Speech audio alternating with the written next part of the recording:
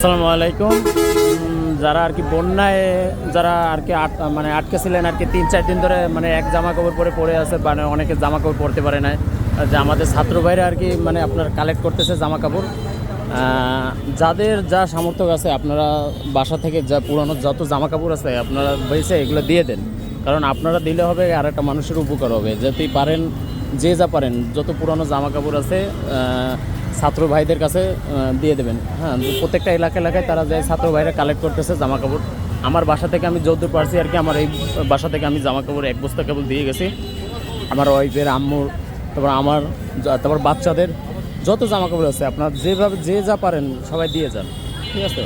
দিলে হবে কি এই যে এইগুলো আজকে এগুলো আর কি যখন যেগুলো জমা হয়েছে এটা প্রত্যেকটা এলাকা থেকে টুকটাক করে আর কি জমা আনা হয়েছে। আর এইখানে এসেও অনেক ভাইরা দিয়ে যাচ্ছিল, যার যার বাসা থেকে আর কি যে যা পারছে আর কি এইখান থেকে এসে জামা কাপড় এসে এখানে এসে জমা দিয়ে গেছে। আমি এখন কথা বলতেছি খুলনা থেকে। প্রত্যেকটা জেলায় আর কি যার যে মানে ছাত্র ভাইরা আর কি কাজ করতেছে এখন প্রত্যেকটা জেলায় যারা যে যা পারবেন এই জামা কাপড়গুলো এসে দিয়ে যেতে পারেন। হ্যাঁ, যার যে সামর্থ্য আছে, টাকা পয়সা বলেন যা বলেন, শুকনো খাবার যে যা পারেন ছাত্র ভাইদের কাছে দিয়ে দেবেন। তা আসসালামু আলাইকুম, এই পর্যন্ত আজকে ভিডিওটা।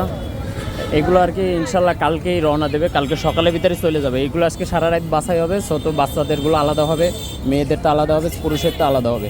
এগুলো সব বাছাই করে আর কি কালকে রাতে ইনশাল্লাহ মানে কালকে সকালের ভিতরে আর কি ইনশাল্লাহ গাড়িতে পাঠিয়ে দেওয়া হবে। আমাদের ছাত্র ভাইরা কাজ করতেছে।